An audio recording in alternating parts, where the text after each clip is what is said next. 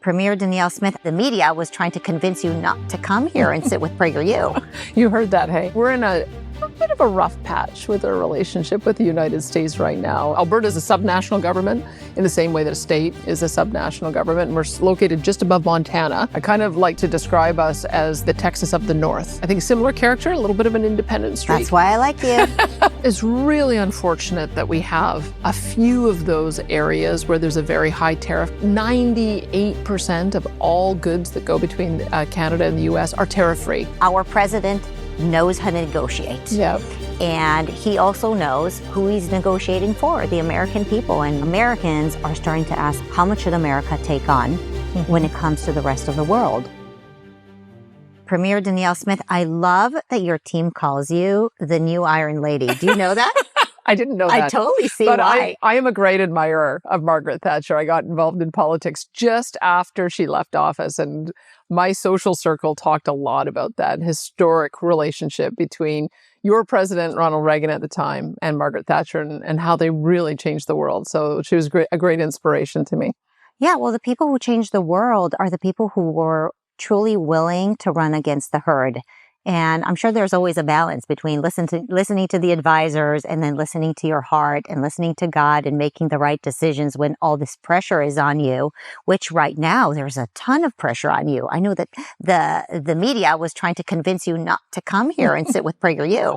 You heard that, hey? I heard about it. It is, we're in a bit of a rough patch with our relationship with the United States right now. And I've taken a bit of a different approach. I tend to believe that if you've got a problem in your relationship, you talk more rather than talk less. You engage in diplomacy. And so my approach has always been that we have this historic, wonderful relationship with the United States. We're going to go through a little rough patch, and then it will be back to being an historic, wonderful relationship in the future. But if you don't take that view, you can say things and do things in the meantime that might damage the relationship. I don't want to do that. And so I've taken a bit of I feel like I should come down here and help to persuade some of the influencers that are down here that the path that the U.S. president is taking is not going to be good for our country, but even worse, it's not going to be good for the Americans either. And that's part of the reason why I'm here. Well, at the very least, I hope that Canadians appreciate that you are not the leader that hides under the table when you have something important to say. And I think that the world is changing in that way, where at least we see this in the United States of America. What we appreciate about Donald Trump, our president, is that he's very transparent. Mm-hmm. He doesn't hide under the table. We know what he's thinking. Sometimes people might think that we know too much of what he's thinking, but really, I think we appreciate that. And this idea that politicians should always read from a teleprompter or be extra, extra careful because, God forbid, they actually share the truth with the people who are following them and holding them accountable and voting for them. I just think times have changed, not just in the United States, but I'd hope to think that around the world, people just want transparent leadership. I think that's the case. I mean, but remember, we're coming off 10 years of cancel culture, 10 years of saying one thing the wrong way, having a microaggression, misgendering someone, that could get you canceled in the public sphere. People were losing their jobs, especially in the idea sphere. And so I think that now we're seeing that people understand that's gone a little bit too far, that you don't end up getting to the bottom of any problems if you can't speak sincerely and you can't speak your views. I still think maybe we're a little bit further behind in Canada, being able to have that full, robust debate on all issues. But I think that the world is certainly looking for some honest discussion. I think it's the only way that you ever get to the bottom of problems. You have to hear different sides, test your own ideas, and then either you change your view or you come back thinking, okay, I'm stronger in my views than ever because they've been tested. I've always felt that. I came from a talk radio background. I tried to have that full, robust discussion, and I'm glad we're getting back to that again. Yeah, aren't Canadians exhausted by political correctness and censorship? And I know you all went through the Freedom Convoy with the trucks during the lockdowns. I just as an outsider, as an American, I made this joke as we were walking into one of the team members saying, I don't think they have freedom of speech in Canada. And they're like, well, we're not quite sure. But don't you want that? Don't you want to hear the truth? Don't Canadians want freedom of speech? I can tell you that I think there's pockets of it for sure. And what you're beginning to see is that if you cannot have the honest conversation in the mainstream media, that there's a number of alternative media sources that are coming out, podcasts and bloggers, as well as those who are doing YouTube videos. And so I think you're seeing this around the world, that people will find an outlet, not only to express their own views, but to be able to have a platform so that people can come together and hear views that they may not see expressed in the mainstream media. I don't know that that's healthy for our democracy, to have everybody balkanized in their own corner. I prefer if we could all have a kind of a common platform where you can have some robust debate, mix it up a little bit, but that you ultimately have all sides represented. And I think, again, you're getting there faster in America, maybe because you do have a bit more of a free enterprise media model. In Canada, because our media has been seeing a huge loss of revenues due to the advertising revenues going online, they've resorted to going to the government to get support. And anytime you have to rely on the government for support, I think that there's maybe a little bit of self-editing that goes along, and maybe a little self-censorship. But because we still have the alternative media, I think that is allowing us to continue to have a full range of views represented. I can see, though, why you think that it's moving in the wrong direction. There is legislation that came forward in the previous government that would regulate not just speech on radio and television, but also the podcasters and those on the internet. And it never got enacted so that we could see exactly what that would mean. But that was the fear, is that individuals would be deplatformed if they broke the political speech codes.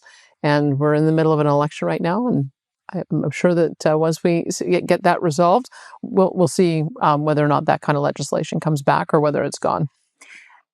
Premier, where do you get your values from? You're obviously very strong. I opened up with this statement that your team calls you the new Iron Lady. Maybe we can hear about your background a little bit. How did you become this new Iron Lady to your team? Well, it probably goes back to dinner table conversations with mom and dad. I do tell a story about when I was in junior high school social studies class.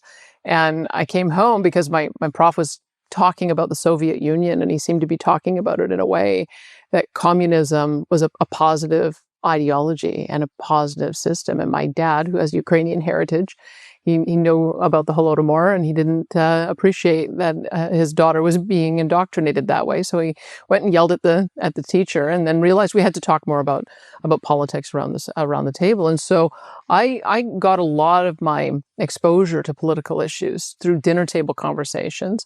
I realized pretty early on, sadly, that there wasn't that balance in the social studies classes and K-12 education.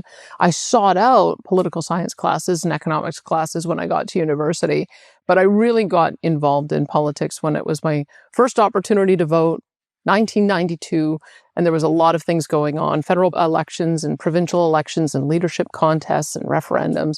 And so I gravitated towards the conservative campus club, and I've been involved in conservative politics ever since. Where does a young Canadian go for free enterprise ideas? Well, my pathway was after I finished my English degree, I went back to school for an economics degree, and I discovered the Fraser Institute. And the Fraser Institute is a little bit like your Cato Institute. So they are their adage at the time was seeking free market solutions to public policy problems. So they would take a problem that you were grappling with in government and see if there was a way to be able to use free enterprise or free markets or internal markets or market mechanisms, competition, price transparency in order to be able to solve problems. So I had a chance to intern there after I was done university, and I've maintained a lifelong association with them. But they are our preeminent free enterprise think tank and have fostered a lot of other think tanks and other groups that have come out of it, including after I left their internship, they helped me with setting up the Canadian Property Rights Research Institute. So I got a bit of a grounding in some advocacy back then as well. But there are a few organizations like them. We have a Canadian Taxpayers Federation, which is, I think, a little bit like I think you've got a National Taxpayers Union. So I think we've got a few similar types of organizations. We're a smaller country, so we've got a fewer number of them, but there is at least still some organizations that are able to do that independent work. So explain to an American, how does the government system in Canada work? I have tried to explain this because I know people were taken a bit by surprise that we were right in the middle of an election. Yeah, there's an election in late April. To us, it seems like out of nowhere. Yes, and I know that there was some thought that perhaps the former prime minister was hanging on and he wasn't really going to leave. Well, I'll tell you, I've been thinking about how I could describe it in a way that the Americans might appreciate. It would be like having your sitting president be able to have the decision to tell Congress, you're not sitting anymore for 4 months. We're just going to suspend Congress, and then we're going to finish our primary. And then as soon as the person won the primary, they immediately became the president, and then they had the ability to choose when the election was. That's what's happened in our system. So our system allows for the prime minister to suspend the parliament so that the debate is suspended, to do the election call for the nomination to replace him. And then the replacement becomes the prime minister right away, and then they can time the election. It sounds like an immense amount of control that one person has. It is. It's almost funny that they call Donald Trump a dictator when you're describing to me that you basically have a system that almost allows for ultimate power. It's the American system, I believe, because remember, we have a similar heritage. We both have a British heritage, whereas the Americans, they decided they wanted to go a different pathway. Canadians decided to maintain their relationship with the Crown. So I think what happened in the U.S. is they said, we don't want our system to become like that one that we just escaped from. And so they put a lot of different checks to make sure that you couldn't very easily make decisions. So I think it's why your Congress gets elected every 2 years, and then you've got a separate level of government, your Senate that gets elected every 6 years and are quite powerful, and then you've got the president, which is separate from the House leadership. In Canada, all of that is integrated. So in order to become a prime minister or even a premier, you have to win the most number of seats. But in doing so, then you also are able to help have great influence on the legislative agenda as well. And the Senate in our system is not elected. And so it's appointed as well by the prime minister. Wow! And so that's one more way in which you have way more independence in the U.S. system. The good news is that when you've gotten to a situation like both of our countries have, where there's way too much bureaucracy, where government is way too big, in our system of government, in some ways it's easier to be able to pass policies, to be able to unwind that.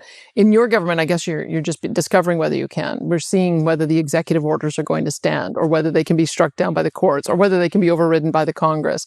So I'm watching that with great interest. Yes, it's difficult to undo the damage of the government when you have so many heads, and so there's a lot of convolution where several programs will be taken over by multiple departments. And so when something goes wrong, guess who is being blamed? Yeah. Both sides, right? So, but that explains why we're a little bit different in our system. But you do have some innovation, I think, that is happening in how artificial intelligence might be used to analyze government spending and be able to look through a vast volume of records and identify spending that may no longer be in sync with the direction that your administration's going. So I'm watching that process with interest too, to see if there's something we can learn from it as well.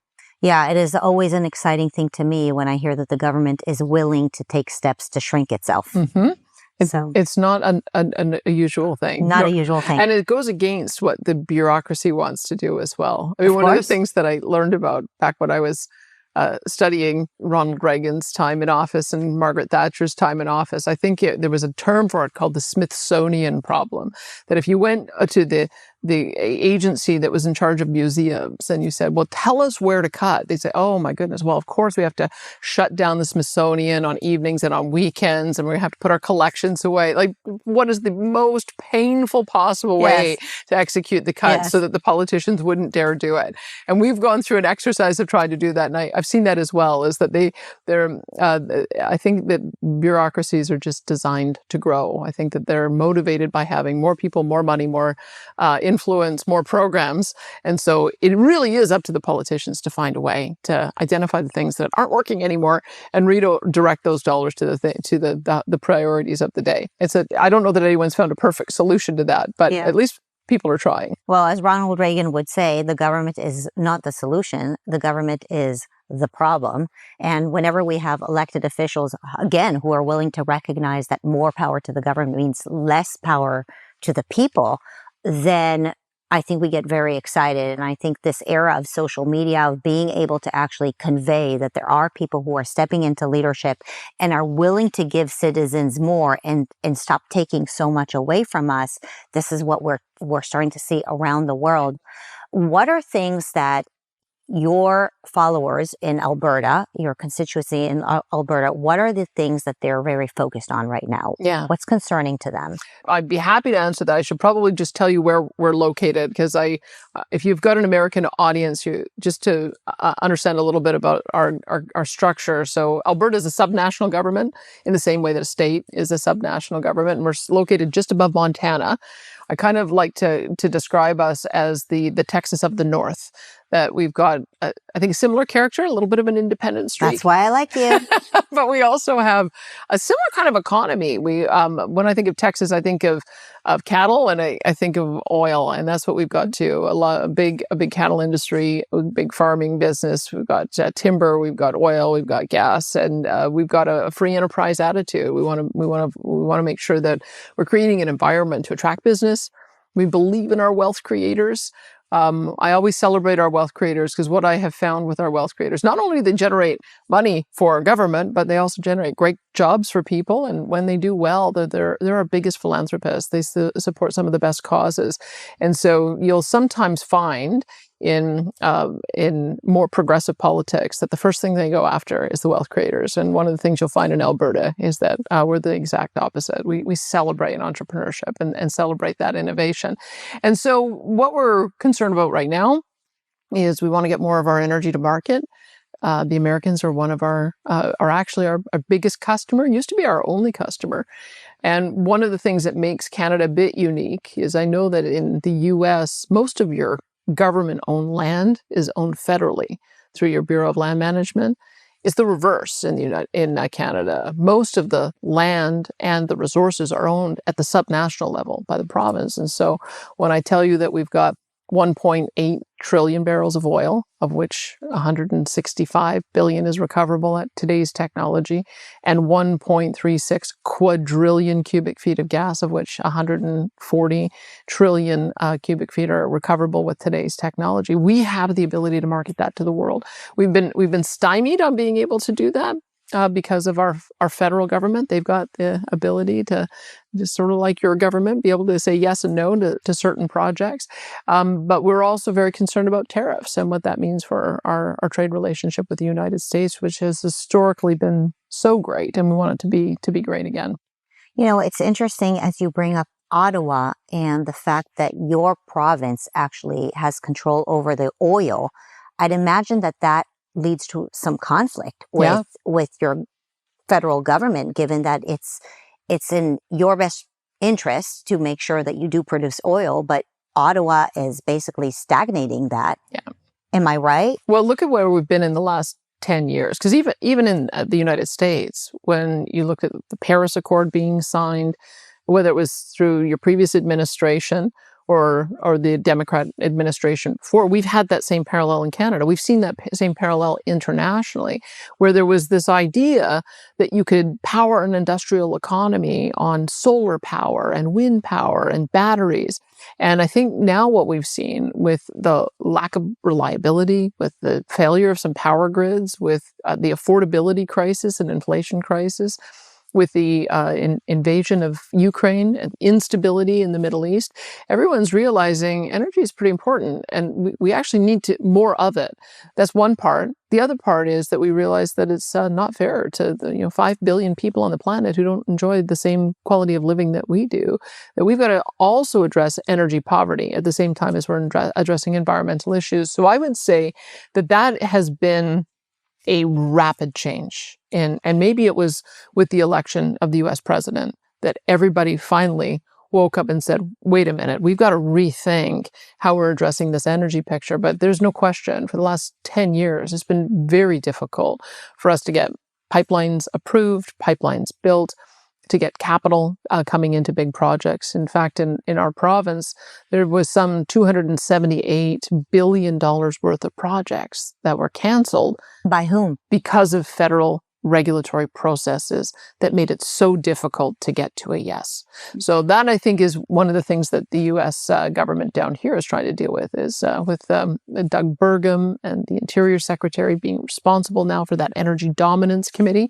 It's what are the different agencies that have the power to say no? Bring them under one umbrella, and let's see how we can get to yes. So we're now moving in that same direction to try to get a similar process going in Canada, or a little further behind, but at least there has finally been a recognition that oil and gas are here to stay. We shouldn't be looking at reducing production. We should be looking at reducing the impact on the environment, reducing emissions. And that's been the message that I've been trying to say for the last few years. And I think it's finally breaking through. Well, when we first set up this interview, it was several months ago. And really my whole intention was to talk to you about energy and what a great opportunity it would be for our country, the United States, and your country, Canada, to work hand in hand on getting away from this environmentalist religion that makes no sense and it's really anti-human. And I'm going to go a little bit into a rant and somewhat of a confession that when I ran a school, and actually I taught 4th, 5th grade, I taught in Al Gore's Inconvenient Truth. Oh. There was a curriculum that was handed to the teachers.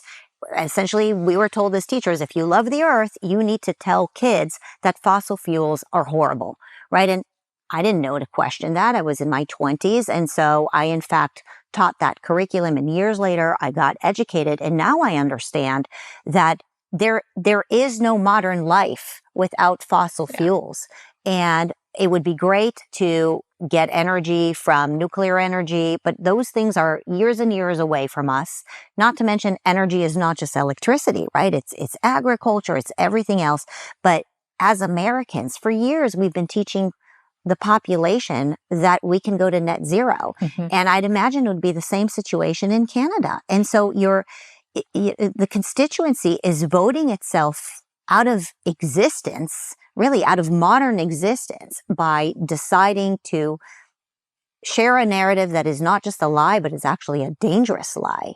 And so I'm really curious, are Canadians really waking up to this environmentalist religion that is hurting itself? I would say that we're caught a little bit between the new approach in the United States and the historic approach in Europe, because we do have that history of being connected to Europe. We still have a lot of work to do to convince European allies that they need natural gas. I think they've begun to realize that because they were so dependent on Russia, but they still have policies in place that make it difficult to develop natural gas and use natural gas. So I think with the upcoming G7 meeting in June, we're going to be looking to see if the world is going to take a strong statement that energy security and energy affordability has to be job one, and we work on the environmental issues as technology becomes available. We're in a good position in Alberta because we started to develop some of those technologies that can reduce emissions. So we have used carbon capture, utilization, and storage. If you've actually got a concentrated CO2 stream, you can catch it, and then you can sequester it underground. It carbonizes after a couple of years, and so it stays stored. You can also take the CO2 and use it for useful products. We've been using it for enhanced oil recovery. And so that's what we have found, is that we've got pore space to allow for carbon capture. We have a number of companies that are invested in doing so. So we've got the very first petrochemical company that is going to be net zero. So they capture the CO2, bury it underground, and use the hydrogen as a fuel source. We've got net zero hydrogen projects that have developed. We have a cement company, Heidelberg, that is doing the same thing, capturing the CO2 at source, burying it, and they're embedding it into the cement to make a stronger, more durable cement.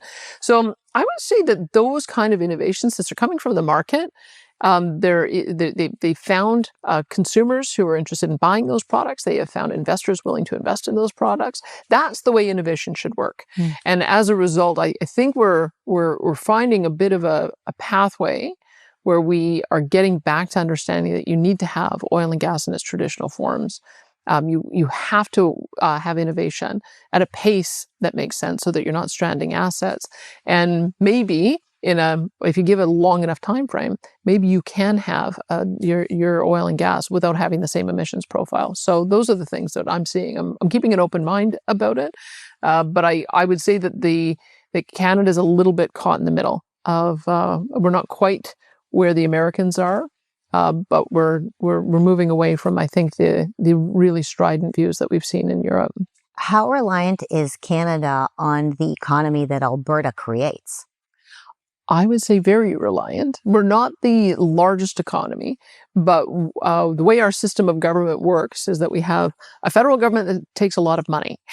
And then when they have more than they need, they transfer it to other provinces. And so when we calculated those transfers, Alberta has literally transferred hundreds of billions of dollars, and other jurisdictions have received hundreds of billions of dollars. But that we don't get a thank you card in the mail. I was for going to any ask of that. you about that. Where are the flowers? we in fact in some ways, it's one of those things. Canadians are a little bit modest. They don't want people to brag. If you tell people too much about how well you're doing, it can create a little bit of resentment. So we've been quietly, but increasingly more loudly over the years, reminding our fellow compatriots just how reliant they are on us. Because when you do see this problem of limitation of being able to continue to develop your economy, it's harming your citizens. You're not able to create those jobs, and then you're still expected to support those transfers. That creates its own tension. And so the nice part is that our fellow premiers now understand that part of the reason Alberta has become so reliant on the United States is they wouldn't let us build pipelines east and west and north. And so it's creating a different conversation. We would love to build more pipelines to the U.S. and build them south. But I think we're now opening up a conversation where we'll be able to build them in all directions and then be able to open up more markets. What is happening with the Keystone pipeline? The Keystone pipeline, again, this is one of the things that we've been frustrated about because your politics do kind of whipsaw back and forth a bit, depending on who is in the White House. Yeah, the beautiful battle of America. It's a beautiful battle, and there's sometimes collateral damage. And my province was collateral damage that time. We were very excited about what would have been a $15 billion project to connect the largest source of heavy oil with the largest refining capacity of heavy oil in the Texas Gulf Coast. And we were well underway. Our province had actually helped to try to de-risk that by putting money in. And then I think 5 minutes after Joe Biden got elected, he canceled it. And so we and your court in Montana made us tear up all the pipeline so that I guess to sort of cement that it couldn't be built along that route again. And so when the U.S. president came in and expressed an interest, what I think what happened in Canada is we said, okay, well, let's just take the idea of connecting the heavy oil supply with the refineries and see if there's a different route, a route that might be easier to do, that might be faster. Maybe we can twin it along an existing line. Maybe there is some way that we can streamline the process. And I can tell you our industry has found many, many projects that we would be able to do that with once we get over the tariff war. Yes. And as soon as we can get back to the table and have the conversation about how we can work together, I think that there's a real opportunity. What I worry about is if this tariff war continues on too long, if it creates too much harm to American citizens, and as a result, the U.S. president loses the midterms, then I think it sets all of that back. I think there's a window for us to be able to work together on this, but I don't know that it's going to be a window that lasts the entire presidency if this tariff war continues the entire presidency. Well, I'm sure Canadians are incredibly upset about the tariffs. Yeah. And, Americans are starting to ask serious questions about how much should America take on when it comes to the rest of the world. And so the concept of America first is to look at everything and basically say, look, we are the biggest consumer of virtually everything around the world. We're that giant gorilla. And so we get to negotiate. Yeah. And, as many people around the world know, our president knows how to negotiate. Yeah. And he also knows who he's negotiating for, the American people. And we're big, big consumers. And so I totally understand how for our friends, I wouldn't even, because I don't think Canada is necessarily adversarial, and especially not those of you in Alberta. Yeah. I totally understand the reaction of tariffs. I remember having the reaction on tariffs when it came to dairy. Why do American products have to be tariffed at over 240%? That has nothing to do with Alberta. That has to do with other provinces. And so I don't know that Americans are necessarily so upset with our president, because we just feel like there's somebody who's fighting for us and showing up for us. And so that's my personal reaction to it. It's really unfortunate that we have a few of those areas where there's a very high tariff, because I think it gives the impression to Americans that that's the relationship across all goods. Right. And it isn't. I mean, it seems unfair. There's 98% of all goods that go between Canada and the US are tariff-free. There's zero tariff. There are a few of those historical areas because in Canada, I mean, I think every nation responds to food insecurity a different way. Yes. Every nation responds to its farming community a different way, because it's not like a traditional business. When a business goes under, they just, capital reformulates and they just start a business elsewhere. Yeah. When a farm goes under, that destroys a family and it destroys a community. And we have a lot of very small farmers that we want to make sure that they can remain vibrant. So that's part of why dairy, chickens, eggs are treated a little bit differently, is it's that viability question. I think Americans do the same thing. I mean, there's a lot of subsidy that goes to corn farmers, for instance, and I think sugar farmers as well. And so I think that there's probably a similar calculation. Right. And so I would look at those as match for match. But on everything else, I mean, it is, we have to look at what the different irritants are and then deal with them one by one. What I think the Americans should be concerned about is an image. I know PragerU is really good with images. I wish I had brought this one because I got it last time I was down in the US. It was an image from an Economist article about when America in 2001, it looked at China versus America. Who was the principal trading partner back in 2001? And it colored all the nations that had America first in blue and all of China's in red. And most of the world was blue. And by 2021, most of the world's red. Most of the world has a stronger trading relationship with China than the United States, with the exception of Canada and Mexico. So Canada and Mexico have stayed loyal friends all through that period of time. And so that's why it's a bit confusing for Canadians to think we are already in a partnership in North America that benefits all parties.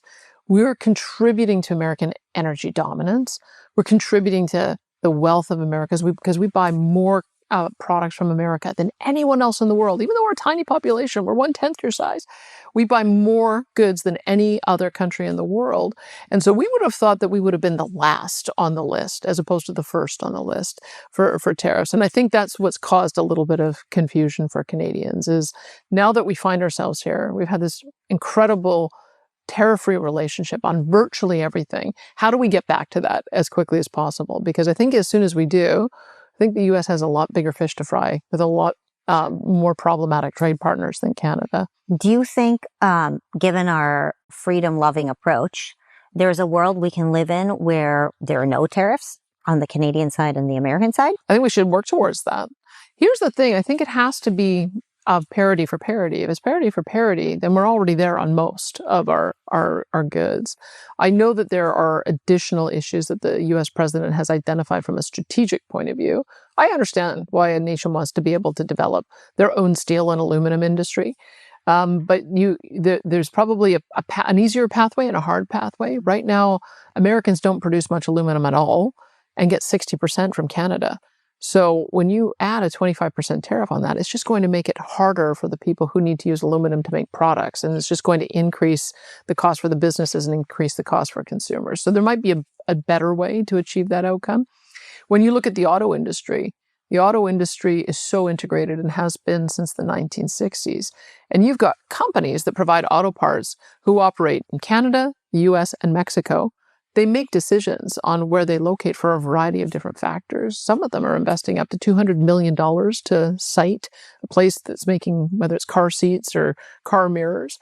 And you can't just up and lift all of that and move it to back to Michigan or that area. And so there's sort of the tariffs in the short term are just going to make cars more expensive for Americans, because the parts go back and forth across the border 8 times before a finished car is done. So I understand why those kinds of industries are important, but in the short term, it's really just going to hurt the industry and it's going to hurt consumers. And so we have to figure out, is there a way that we can address some of the issues that the president has, obviously wanting to see more of those products produced in America without capsizing the industry in the meantime. More jobs here, more independence here. And I think we're realizing that the world is changing very quickly. Yeah. We can no longer be America fat and lazy while China is, eager and hungry. Yeah. And so those are the things that, we're all paying attention to right now, as I'm sure folks in Alberta too are paying attention. You want your independence. You want some self-reliance, right? I think that is the message across the world that we want from leadership, is that we want to be able to stand on our own feet, right? And in the same way that you want to be able to have your Albertans be able to stand on their own feet and not necessarily rely on some of the regulations that are coming out from that your supporters don't agree with. The argument that seems to be breaking through a bit is the argument around raw materials. I mean, I went back because I know the president likes President McKinley, because prior to getting into that position in the 1890s, he was a big advocate of tariffs. But my read on that period of time is that even President McKinley realized that you shouldn't have tariffs on raw materials and intermediate goods, because it's the finished product that you're wanting to get the value added on. That's where the high-paying jobs are. And you do need to have the raw materials. If you need to have oil and gas, you need to be able to have uranium. You need to be able to have, I think there's like 34 critical minerals, of which Canada has all of them. And the Americans are perfectly situated to have us be the principal supplier to them, which is vitally important when you look around the world and see how much of the supply chain China has wrapped up with the kind of approach that they've taken. So that's, again, one of the reasons why Canada is here saying, hey, we're the answer. We can provide you the raw materials that you're going to need to be able to build out those great American products. And we'll also buy them once you've produced them, because we historically have done so. That I think increasingly, I think we've made that case on energy products, but I think you can make it on food products as well. We have 300,000 head of cattle that come across the border. A lot of your slaughterhouse capacity is built on being able to have that live cattle come across. We have a number of grain products for biofuels, especially canola, because biofuels are becoming an increasing part of the chain. That is also a way in which the value added happens here from our raw products. Potash, you get I think 85% of the supply of potash, which goes to creating food, comes from Canada. We have uranium. 20% of the world supply of uranium comes from Canada. The other options are Kazakhstan and Russia. So I think we've got a value proposition, but it seems like we're not able to get to that conversation about all of the great relationships we have, all of the things that we can have free trade on together. I know that there's a few of those irritants, but I hope it doesn't damage the whole relationship, because we have a few things that need to be sorted out. I know that it took quite a bit of stamina for you to come out to the United States during this time. And one of the other things that I admire about your stamina is that you have been fighting for parental rights in your province. This is something we also have in common. It has been a major issue to see the onslaught and attack on the innocence of our children when it came to chemically castrating and physically castrating kids who have been told that they're born in the wrong body. And you have done heroic work in your province on this specific subject. I think there was a bill that you passed. I'd love for you to share some of that. Sure, I'll tell you about the 3 bills that we did, and we took a lot of time to consult on this to get the right pathway. Because again, when we started down this pathway, there was very little counter commentary in the media, and so we were just understanding that parents want to know what's going on with their kids, and we were seeing some terrible stories that were, you probably saw them on social media as well, of young people who'd made transition decisions early, sometimes with a trusted adult that wasn't their parent, helping them along the way, and then having regret, and then transitioning now, backwards. we're talking about 12, 13-year-olds Completely. who started taking chemicals with irreversible damage. There's a case going on that I'm watching right now in California, exactly that. I believe the young girl began her journey at 13. Chloe Cole. She's been on our show. Yeah. And is now as an adult is looking for retribution, looking for someone to say, I was a child. Why did you let me do these things? And so I was very impacted by that. And I was looking at it through the perspective of a child. We do have a number of restrictions that we put on kids. We don't let kids drink. We don't let them do drugs. We don't let them smoke. We don't let them drive a car.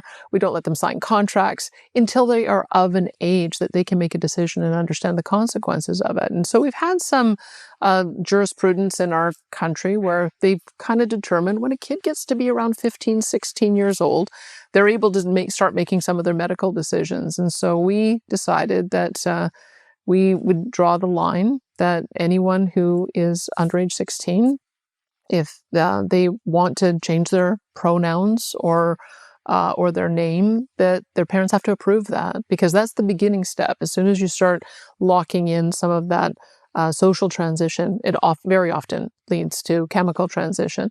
And then ban puberty blockers under age 16, ban surgeries under age 16.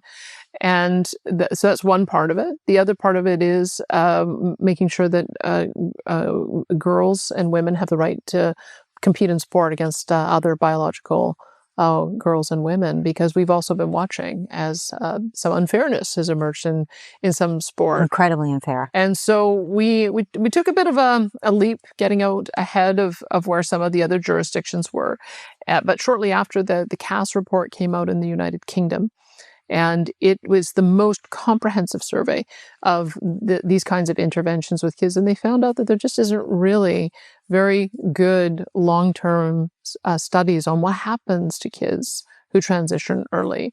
How many of them continue with it? How many transition back? What is the pathway on that? And that's a pretty dangerous thing to be doing to a young child, is having them make a decision at a very young age that will affect their ability to have kids of their own one day, and not have good evidence for it. So we felt we found the right balance, and we're watching to see what the rest of the world ends up doing. But I think there's a number of European countries that already have gone in this direction, and we're just wanting to make sure that the innocence of childhood is preserved, the relationship between parents and their kids are preserved, and that we're not having any of these kinds of regrets that happen if somebody makes a decision before they're ready. How are Canadians reacting to this bill? Well, there was sort of a first emotional reaction from the activists that I kind of expected would happen. But then I think because we tried to find a very reasonable way of arguing it and a very reasonable approach, I think on balance, we've managed to carry the debate. The interesting part is we're the only province who has put forward that menu of options. Some of the other provinces have gone down the pathway of making sure parents are informed if pronouns change. But we thought the most important part was the medical intervention, because that's when it gets permanent. If you start on puberty blockers and you don't go through puberty, you can't have kids. And if you start doing surgeries, those are irreversible. And so we wanted to make sure that we were dealing with the whole package. We don't mind being first on some things. We don't mind doing a few things that are bold, and it seems like our citizens are supporting us. Ben, do you think that the other premiers, when you speak to them and you talk to them about this bill, are they in disagreement with you? Or are they just too afraid to fight against the religion of transgenderism. That's what I personally call it. I think it's a religion if you're willing to sacrifice children. You've seen it here, right? You know that there are certain states that are more open to the kind of ideas that we're talking about, and other states that are less open. Yeah. And I would say that we've got the same dynamic happening in Canada. We're a bit more of a conservative jurisdiction, similar to Saskatchewan. That's our neighboring province. Those two provinces tend to be a little bit more conservative and a little bit more supportive of caution in these kinds of matters and parental rights. But I would say that there's just a different perspective. Different political perspective, depending on which subnational government you go to. And it's interesting that you bring up the other states. So, PragerU is run out of California, and Governor Newsom is the governor, and he is very good at listening to what the people are saying, right? And so suddenly now Governor Newsom is saying, well, I actually don't think it's fair that a woman is forced to fight or compete. That a young woman is supposed to compete against another man, essentially, or a transgender man in sports. And so what has happened is, I think in the United States, now that the media is freer and parents can actually speak and they can actually hear the truth, the governors are starting to follow, and they're saying, wait a second, the lobbyists are becoming less powerful than the people because the people are starting to speak up. And so even Governor Newsom from California is hearing the people and less lobbyists, and is starting to shift his messaging. And so the bold and the brave who run against the herd are going to win. You mark my word. Well, this is why thought leadership is so important, really. I mean, it's why it's funny that you say Prager University is located in California, because the institute that I work for, that Free Enterprise Institute, is located in BC, and BC and California share the same kind of politics. So, but that is, I think, why the independent media is important. Independent think tanks are important. The advocacy is important, because the ideas have to at least be out there so they can be debated. And I think reasonable ideas will always win. If you shut down the public square and don't have the debate, then you can't move the dial. And I'm hopeful that more of these kinds of conversations will take place on more issues. Yeah, and the truth should not be insecure, right? Well, why do you need to shut the truth if it's the truth? If you're not lying, what is it that you're trying to censor? Yeah, exactly. Well, I think it is a big political discussion, right? I mean, conservatives like to do things a little bit differently. Conservatives, I believe, I mean, this is what you're seeing with the way we do government in my province, is that we begin by believing that an individual has inherent dignity, and that we want to do whatever we can for human flourishment, for that individual to grow into an independent adult, and marry, and then form a family unit, and then that family unit becomes the social safety net, and then be involved in community, whether that's a church group or a Rotary Club, so that becomes the first line of defense if something goes wrong in the community. And then government steps in as a last resort, not a first resort. I would say that the ideology on the other side is there a way for government to intervene first? And it seems like there's always this pressure of make it bigger and further away from people. So big, grand national programs, so that you don't have what they call a patchwork. But every time you do that, you're just ending up funneling so much money away from tax-paying citizens into big bureaucracies. And you might not even end up solving the problem in the first place. So, but that is the reason, right? Those are the two big ideological poles that keep going back and forth. And maybe we're moving more towards supporting the individual, the family, the community, the free enterpriser, and maybe a little bit further away from the big government solutions. We're trying to move that along. Yeah, every time people want the government to take care of them, they lose their freedom. They do, and it costs them a lot of money. And that's I guess the real, because then what happens is, if the more you get taxed to pay for the programs, then the less money it leaves you to be able to take care of yourself and your family. So how do you feel about government healthcare? It's funny when you talk about what makes Canada different from the US. We talked about our British parliamentary system, which we retained. But healthcare has been one of those things that Canadians have said, this is a value that we have that is different from the US. So in Canada, you have to go in a queue and you have to wait your turn when you need to have a surgery or treatment. But you'd never be in a position where you'd lose your house because you ended up with unpaid medical bills because there's only one payer. So one of the things that is challenging that we have to do as a free enterpriser, and this is one of the things I learned at the Fraser Institute, is that you have to look to have market-like mechanisms. You have to be able to have transparent prices. People should know how much things cost. You have to be able to have competition so that those different facilities that are able to do more surgeries or treatments get more patients, get more money. Those who are going to use some of the latest technologies. Those are the kind of things that you want to reward. You want to see more of that innovation. And so those are the things that we're talking about now, is how do we create a structure so that you can have different service providers, single payers. It'd be like having a single insurance program, but have the competition of the different service providers.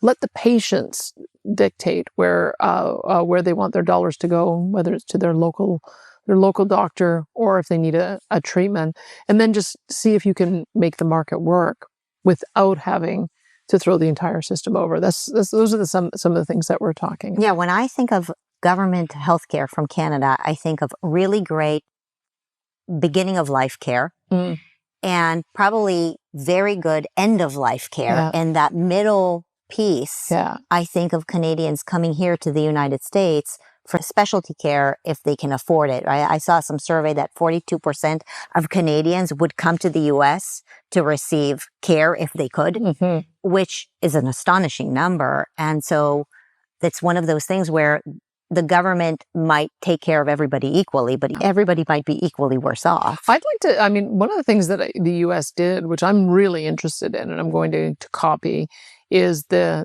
was a hospital act that passed or came into effect in 2021 where any of the hospitals that receive government money through Medicare or Medicaid have to post their price list of their top 300 surgeries. Which, by the way, we have incredible corruption in the medical field here in America as well. I'm not saying that the system here is perfect. There's no perfect system. There is no perfect system. Half of us don't, because of, the healthcare providers that have to go through insurance companies. And so half of us don't know what we're paying for either. Yeah. But at least there's some competition. Yes. Right. And so that's where we're trying to go. We'll have a bit of a different system, but we want to try to get that price transparency just so that we can see, because if you have one of the things that is really interesting, because you can have competition even though you have government paying. And I'll give you an example of this. There's a hospital in Ontario called Humber River Hospital. And what they discovered is that if you allow the surgeon to book both the operating rooms at the same time, you can end up doing vastly more surgeries. If you only have one surgery room booked, you can only do 4 or 6 surgeries because you have to clean up and then clean up the room, get your equipment, get the patient ready. But what happens is if you can do both rooms at the same time, you're able to do 14 surgeries in that same block. And so those are the kind of things that you can still innovate. Doesn't matter who the payer is, but that's the kind of innovation that you want to stimulate. We just signed an agreement with Siemens, and Siemens has been providing our equipment to treat cancer for a number of years. They're now using AI, and what they want to do is use Alberta as a model. This is brand new research so that they can take the treatment period of time from diagnosis to treatment from 2 weeks down to 2 hours, so that you would be able to go in, get your scan, running through AI. Yeah, you got a problem. Get a doctor to say, yeah, you really got a problem. Let's get you in. And that to me is going to be really exciting to be on the cusp of that. So I think we can do innovation in our system, even though I'm not going to deny it. We've got problems with waiting lists. It's true. But you know where I think government in our country can have a real value, and I don't know how you're going to deal with this in the United States, is in the area of mental health and addiction, which has become a real problem for both our countries. And we had some of the highest number of opioid deaths in Alberta, exacerbated because of COVID and some of the addictions of despair and self-medicating that occurred as a result of that. And so what we decided to do is we decided to bring mental health and addiction into our publicly funded system. So no user fees, no waiting lists, building out more beds. Because what we were finding, and again, you might see the same thing, is that hospital emergency rooms had become a bit of a one stop for everything. Mm-hmm. Homeless person, go to the emergency room. Mm-hmm. Mental health problem, go to the emergency room. Addiction problem, go to the emergency room. But emergency room isn't the best place to treat somebody. It's like triage. Yes. And so we're creating an approach where we're giving people a prescription for Suboxone or Sublocade. That's a replacement for opioids, and allows them to get their brain functioning and clean so that they can start thinking about what their pathway is. Get them into a recovery community for 90 to for up to a year if they need that time to be able to recover and reconnect with their community. We've got recovery communities within our jails. We've got 4 jails where we're treating people on site so they can get clean while they're serving their time. And we're about to move forward with something we call compassionate intervention, which is ordering people into care. That if you've got somebody who is causing harm to themselves or others and is just a chronic user of the system. We had one person we tracked 186 times used an emergency room last year because of overdose. That's $1 million that is being spent not treating that person to get them recovered. So we're then going to step in and say that's a person that needs to be ordered into treatment 90 to 120 days and then get them onto a pathway to recovery. So I don't know if that would exist in a truly free enterprise system. I don't know how they would be able to do that in a truly private market system. So in the United States, nonprofits step in for that and there are incentives for that, but at least the nonprofits are held accountable because they're not in the middle of it in the way that the government is. It is so difficult to incentivize, let's say, a doctor. You gave the example of a doctor working in 2 operating rooms at the same time. Well, how do you incentivize that doctor to want to take on that extra work if they're not compensated for that? Or if everybody's equally compensated, why should you work double, triple the amount of time or as hard? That's really the issue. When the government steps in, you take away that incentive from the employee to work harder. And then you also take the incentive away from, it was a homeless person that you gave as an example. Why should they negotiate? Why should they even care what they're being charged if they're not being charged ever? Right. And so it's that tricky situation. It is difficult. Sometimes you need to step in when somebody is not in a position or sound mind to make their own decisions. Needs help. Right. Yeah. Well, because this is one of the reasons I think that the U.S. president has brought in tariffs is because America has a very serious opioid and fentanyl overdose problem. Yes. We do too. But I think you deal with it both ways. You deal with it from a law enforcement way, which we are. We came through with the border security measures where we put more people on the border with drug sniffer dogs, commercial vehicle inspection, drones, all-weather drones, because we need those in Canada, as well as Black Hawk helicopters. We wanted to show we're taking the border issue seriously. So let's deal with the law enforcement side. But for somebody who's in the throes of addiction, if we're going to get them off of drugs and back onto an independent life, then we have to deal with the treatment side of it too. And we're leading on both of those in Canada, in our province. We know where the drugs are coming from. The fentanyl, tranq, these things are coming in from China through Mexico. We know about this. Yeah. So addressing it really where it starts is so significant. Yeah, completely. And parents are incredibly worried in the United States about what is happening with these drugs. With good reason, because they keep on getting more and more toxic and higher potency. But when you look at the pathway they've gone down, your West Coast and our West Coast, California, Oregon, Washington, all the way up into BC, the idea that the solution was enabling that, if you just gave safe supply and safe San injection. Francisco, they're giving out needles. Completely. And I think they had the experiment in Canada too, which was an abject failure. In fact, now we're seeing that same province, you talk about the change in attitude. Is it happening in Canada? Well, the government that had the ideology to bring in safe supply and try to do this for the last 20 years is now following our pathway. They also are going to do compassionate intervention. They've also stopped the experiment with decriminalization. And so I think that, sometimes bad ideas, sadly, have to play themselves out before they become so obvious that it's gone in the wrong direction. And at least we're now beginning to have a different conversation in the country. Yeah, this is something I've been praying about so hard, that we just protect these kids from the drugs, the ideologies. I mean, it's really inflicting the West. Yeah. And it's I think a lot of it, and it's interesting how you've identified all of those pieces. When I look at where do you have the culture change, where do you begin with the culture change? Part of it, of course, is K-12 education. And so in our province, we fund a lot of different education options so that you can go to a local public community funded school. We also have Catholic schools because we have a constitutional support for our Catholic school system. We also support independent schools with a smaller amount of contribution, and we allow homeschooling. We've got some of the most number of kids who are homeschooled in our province.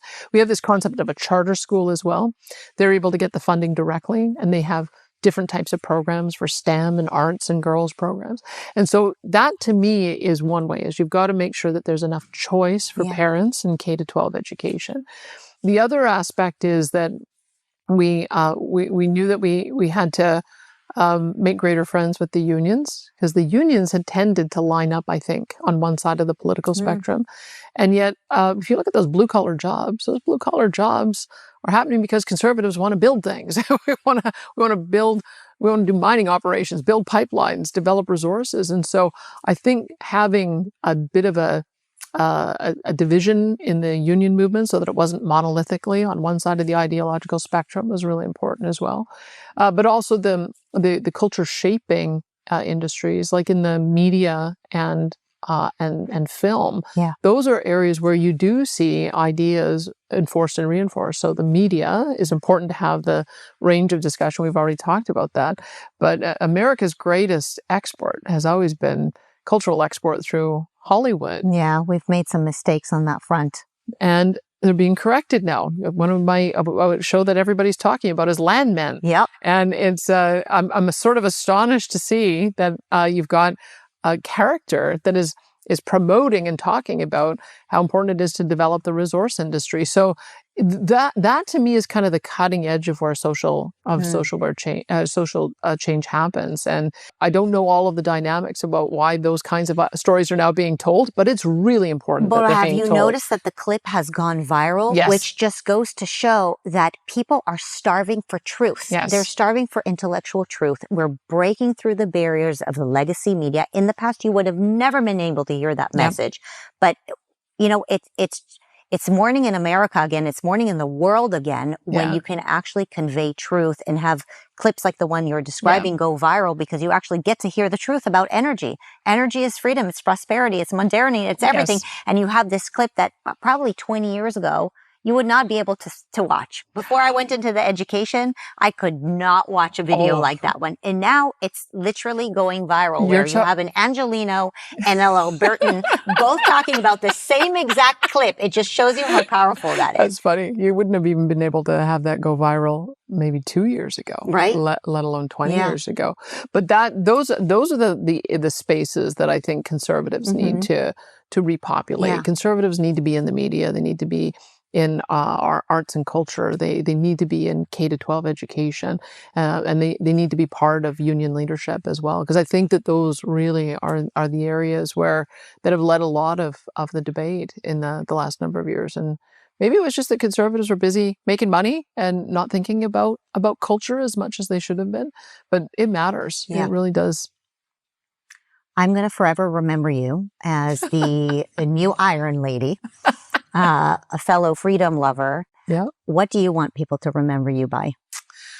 Those are good things to be remembered by. I am a little bit of a nerd when it comes to philosophy and ideas. I think because I started off at the Fraser Institute and got introduced to the Austrian economists, Joseph Schumpeter and Friedrich Hayek, I've often thought about how do you apply these principles to trying to transform government. And so we're still new at it. I'm only 2.5 years in, but those ideas have stayed with me. And if we can find some ways to make government serve the interests of the public better, be smaller, leaner, more effective, more competitive, less costly, then we'd be happy to share that with the rest of the world.